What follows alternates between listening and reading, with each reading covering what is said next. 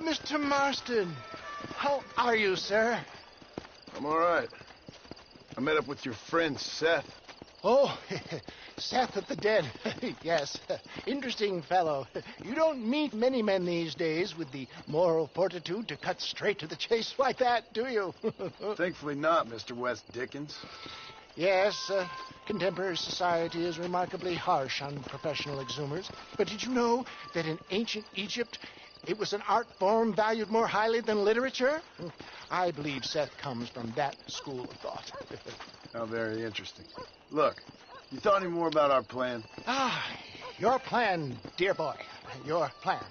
I am merely the help, not mercifully the arbiter of wisdom. What you are, dear boy, is the man whose life I've saved twice now. A man who sells lies and deceit to unwitting people.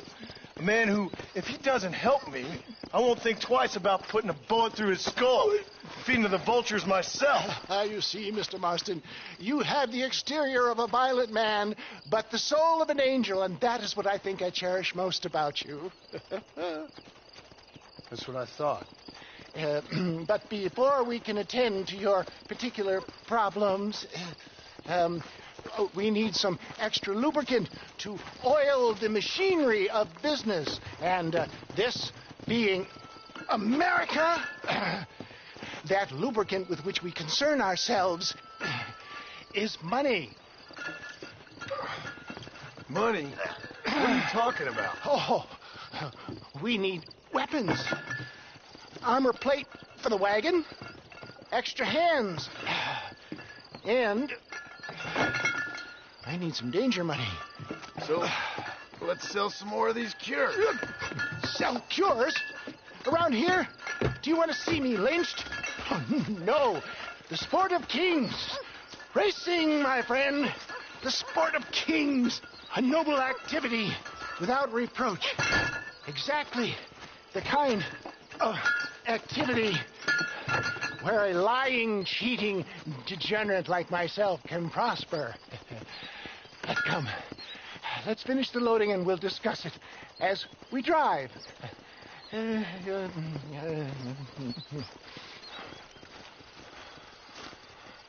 Now, sir, tooth gap, tooth breach.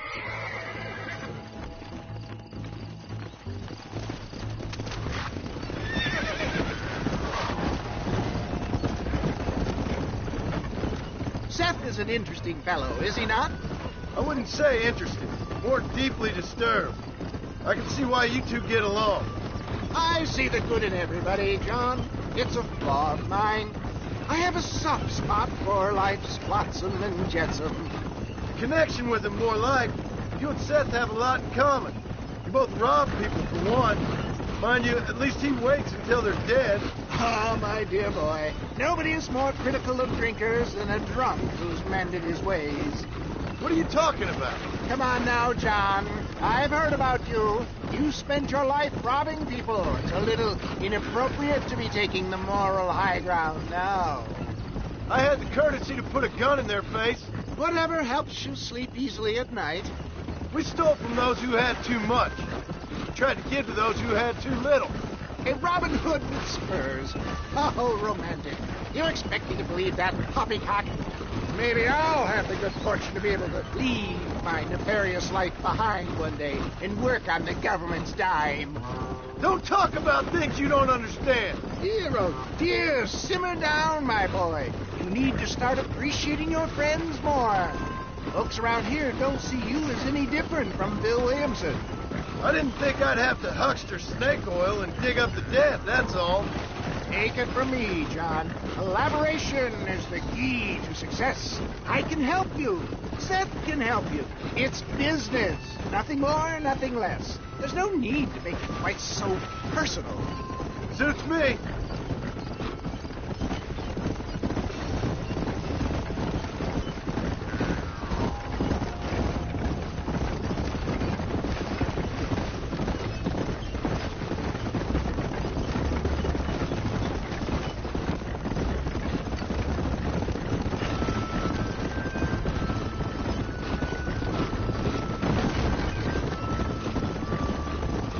Anyway, John, we must talk about the race.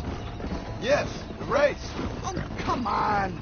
Time to purge that negativity and start thinking like a winner. You're going to have a whale of a time. They've been holding these chariot races in New Austin for as long as I can remember. And we need the money. Why aren't you racing then? Me? Oh, no. Not my thing at all.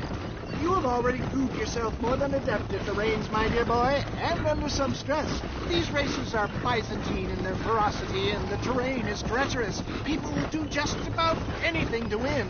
Men die. It's a marvelous spectator sport. Sounds like fun. And you are my wild card, John. They won't be expecting you. So what's your role in all this? Think of me as your spiritual guide. Do I have to? You are a free man, of course, but I strongly recommend it. Imagine, just for today, you are not an aging bounty hunter, and I am not an avant-garde business pioneer. No, sir. Today, we are gladiators. Motivation, dear boy. I'm definitely feeling motivated to get the hell out of here.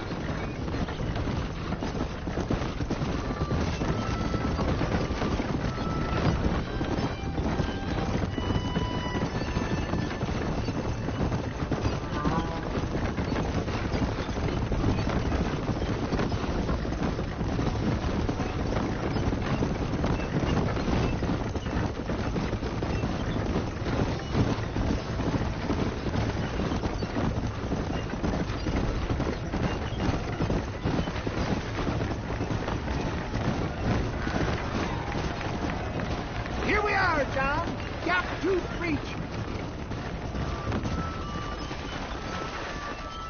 Whoa, no.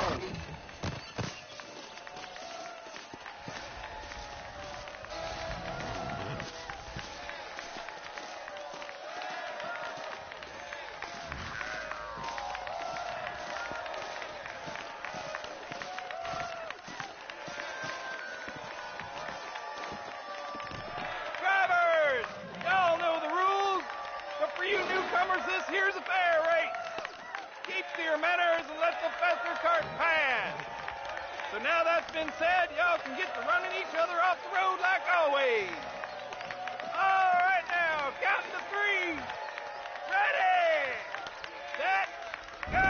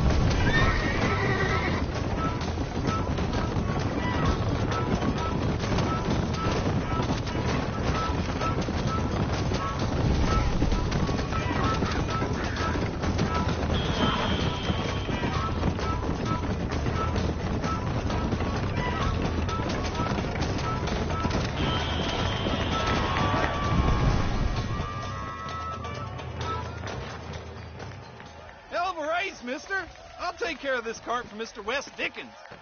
Come on, John. I suggest we beat a hasty retreat.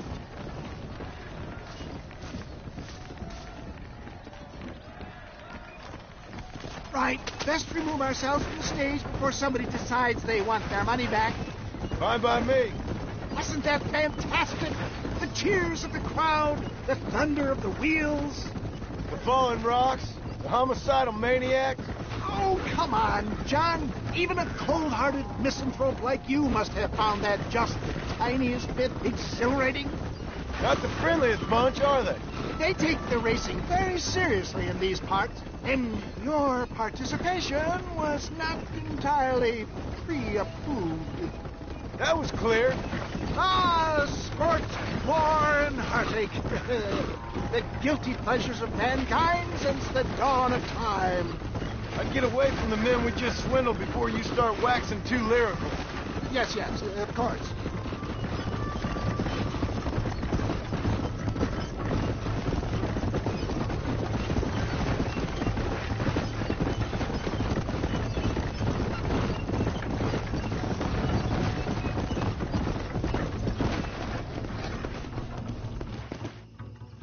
Well done, sir. Well done. Having you as a ringer has netted us a fine profit. We seem to be wasting time, old man. Oh, patience, my friend. The Trojan horse cannot run before it can walk, if you'll forgive the metaphor. Next, we need to procure some grand and overwhelming firepower. And for that, you need to contact an old friend of mine. Goes by the name of Irish. Irish. Yes, he's an interesting kind of fellow. He usually can be found in Armadillo or some other town around here on some bacchanalian revel or such. Great. An alcoholic arms dealer. What could be better?